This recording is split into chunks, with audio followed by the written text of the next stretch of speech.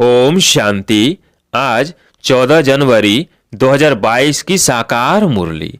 आज बाबा ने कहा, मीठे बच्चे, यह तन रावण की प्रॉपर्टी है। इस रावण को देकर अशरीरी बन घर जाना है, इसलिए इससे ममत्व निकाल दो।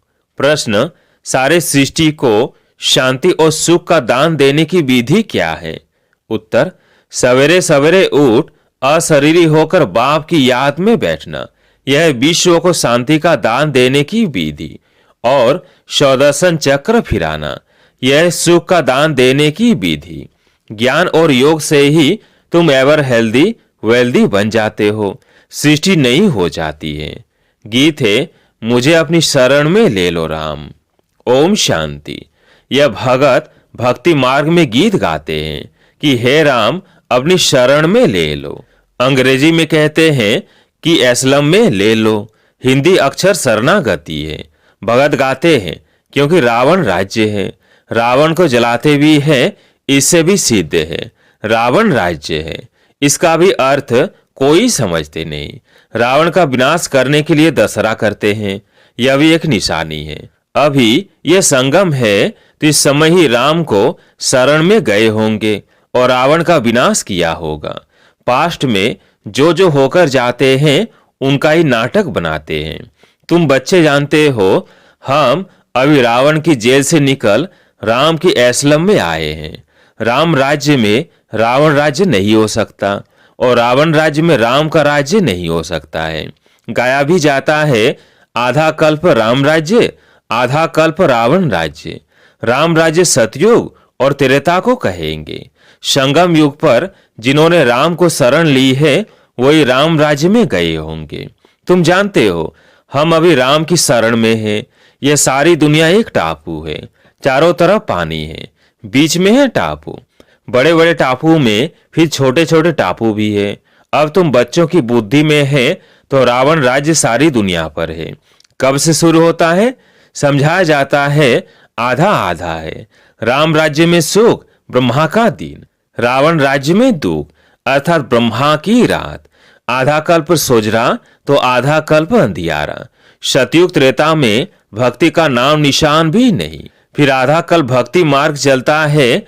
द्वापर और कलयुग में भक्ति दो प्रकार की है। द्वापर में पहले पहले अव्यभिचारी भक्ति होती है, कलयुग में व्यभिचारी भक्ति बन जाती है। अभी तो देखो, कच्छ मच आदि सब की भक्ति करते हैं। मनुष्यों की बुद्धि को शतो प्रधान, सतो रजो तमो होना ही है। इन स्टेजेस से पास होना है। बाप समझाते हैं, तुमने अभी राम अथवा शिव बाबा की गोद ली है। ईश्वर को बाबा कहते हैं। जब वो फादर है, फिर फादर को सर्वव्यापी कहना यह कहाँ सुना? कहेंगे, फलाने शास्त्र में व्यास भगवान ने लिखा है। बाप समझाते हैं, सर्वव्यापी के ज्ञान से तुमको कुछ भी फायदा नहीं हुआ है। सदगति देने वाला जरूर कोई चाहिए, वह जरूर दूसरा होगा। सदगति देते ही है गॉड फादर। यह तुम्हारा ईश्वरीय जन्म है।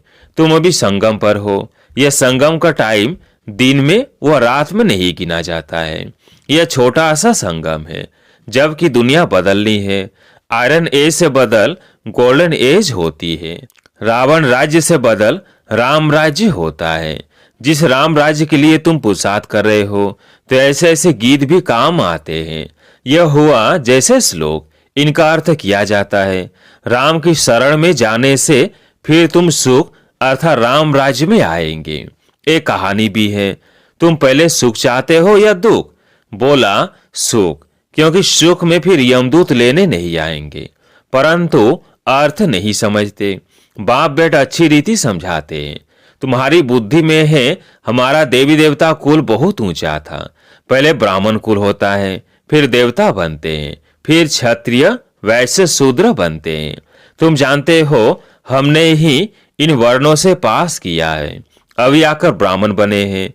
यह विराट रूप बिल्कुल ही ठीक है। वर्ण सिद्ध हो जाते हैं। 84 जन्म एक ही सतयुग में नहीं ली जा सकते। यह वर्ण फिरते रहते हैं। ड्रामा का चक्र पूरा हुआ, गोया 84 जन्म पूरे हुए। चक्र तो लगाना ही है, इसलिए दिखाया जाता है दैवी वर्ण में इतना समय, क्षत्रिय में इतना समय, आगे ये पता थोड़ी था, कभी शास्त्रों में भी नहीं सुना था कि ऐसे वर्णों में आना है। तुम जानते हो 84 जन्म कौन लेते हैं? आत्मा और परमात्मा अलग रहे बहुकाल, यह बात सिद्ध कर बतानी है। पहले पहले देवी देवता ही भारत में थे। भारत गोल्डन एज था उस समय, और कोई धर्म नहीं था।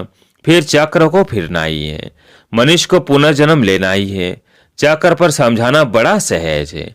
बाबा डायरेक्शन देते हैं प्रदर्शनी में ऐसे ऐसे समझाना।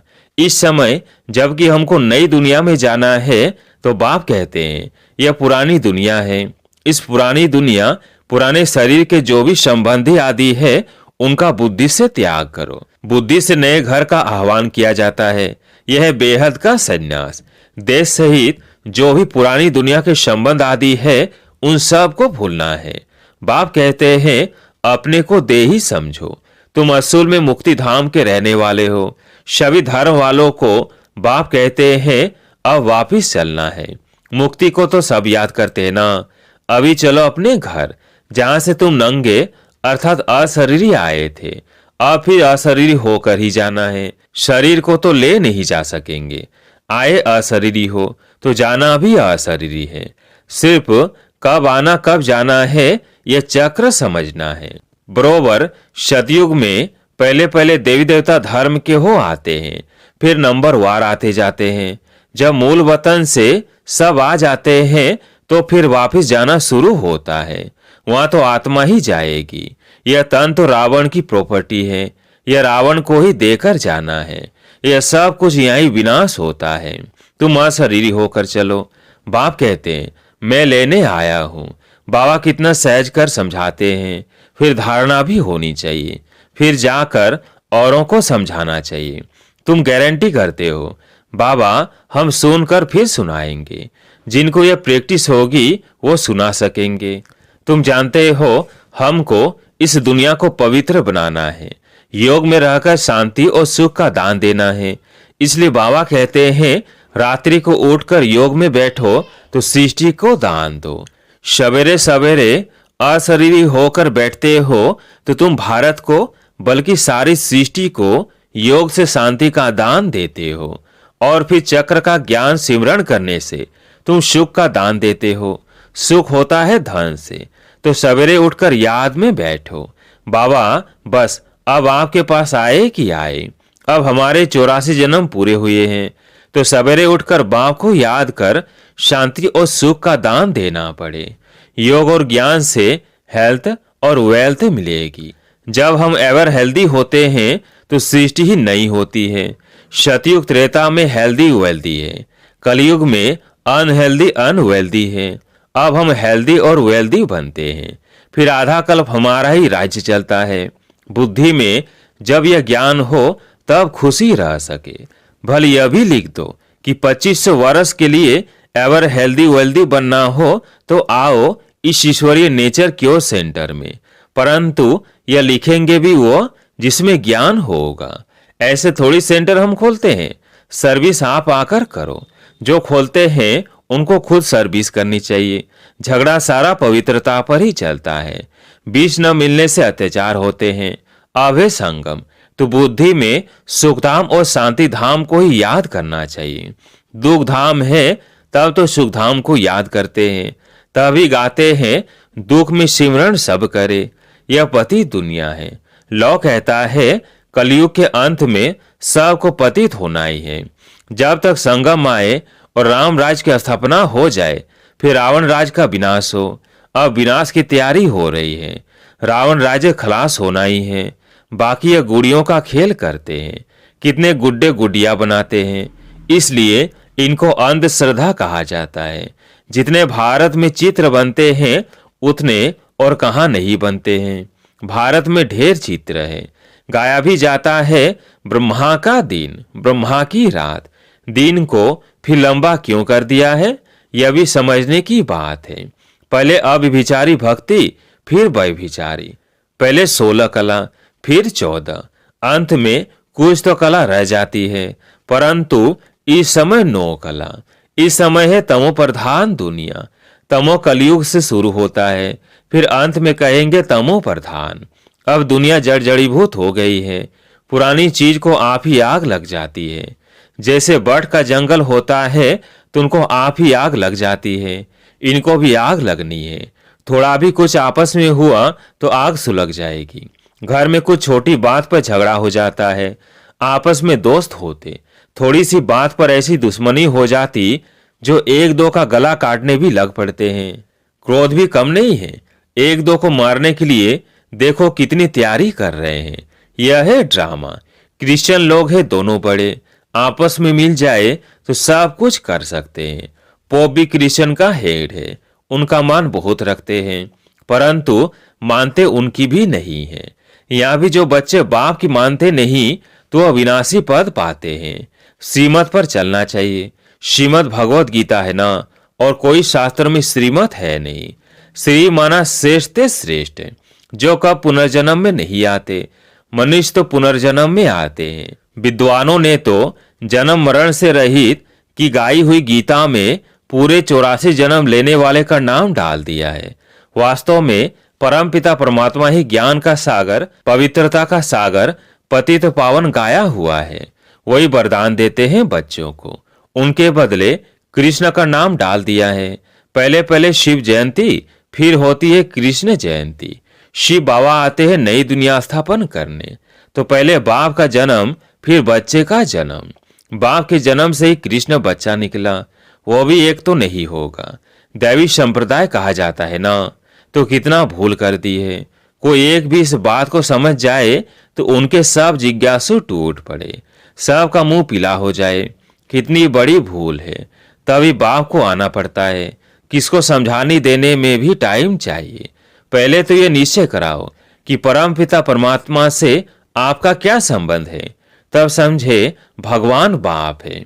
भगवान को भगवान के पद पर तो रखो। सब एक जैसे कैसे होंगे?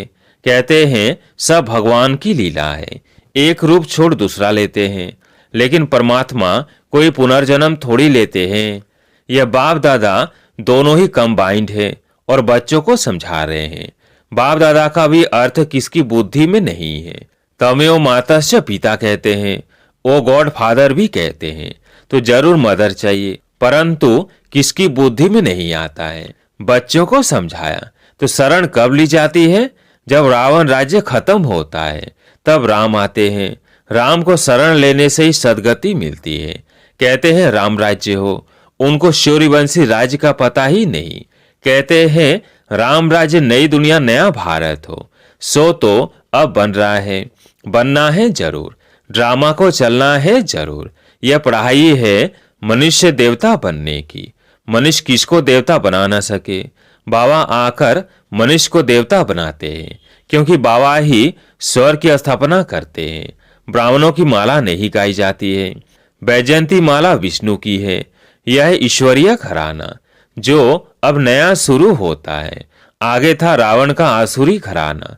रावण को असुर कहा जाता है। यह कंस जरासंधि नाम अभी सिद्ध होते हैं।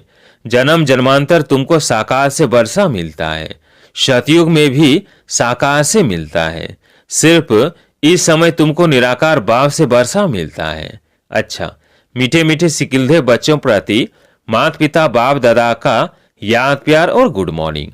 रूहानी बाप की रूहानी बच्चों को नमस्ते। हम रूहानी बच्चों की रूहानी बाप दादा को याद प्यार गुड मॉर्निंग नमस्ते नमस्ते। धारणा के लिए मुख्य सार। पहला पॉइंट, देश सहित पुरानी दुनिया के संबंधी आदि सब भूल स्वयं को देही समझना है। बुद्धि से नए घर का आह्वान करना है। दूसरा पॉइंट, सवेरे सवेरे उठ सारी दुनिया को शांति और सुख का दान देना है। आज प्यारे मीठे बाबा का वरदान, आकारी और निराकारी स्थिति के अभ्यास द्वारा हलचल में भी अचल रहने वाले बाप समान भव। आकारी और निराकारी स्थिति के अभ्यास द्वारा हलचल में भी अचल रहने वाले बाप समान भव। जैसे साकार में रहना नेचुरल हो गया है, ऐसे ही मैं आकारी फरिश्ता हूँ और निराकारी श्रेष्ठ आत्मा हूँ। यह दोनों स्मृतियां नेचुरल हो, क्योंकि शिव बाप है निराकारी और ब्रह्मा बाप है आकारी। अगर दोनों से प्यार है तो समान बनो। साकार में रहते अभ्यास करो, अभी अभी आकारी और अभी अभी निराकारी, ते अभ्यास ही हलचल में अचल बना देगा। स्लोगन: दिव्य गुणों की प्राप्ति होना ही सबसे श्रेष्ठ प्रभु प्रसाद है। दिव्य गुणों की प्राप्ति होना ही सबसे श्रेष्ठ प्रभु प्रसाद है। लवलीन स्थिति का अनुभव करो। जो प्यारा होता है उसे याद किया नहीं जाता, उसकी याद सौतों आती है। से प्यार दिल का हो, सच्चा और निस्वार्थ हो। जब कहते हो मेरा बाबा, प्यारा बाबा, तो प्यारे को कभी भूल नहीं सकते। और निस्वार्थ प्यार सिवाय बाप के किसी आत्मा से मिल नहीं सकता। इसलिए कभी मतलब से याद नहीं करो, निस्वार्थ प्यार में लवलीन रहो। अच्छा, ओम शांति।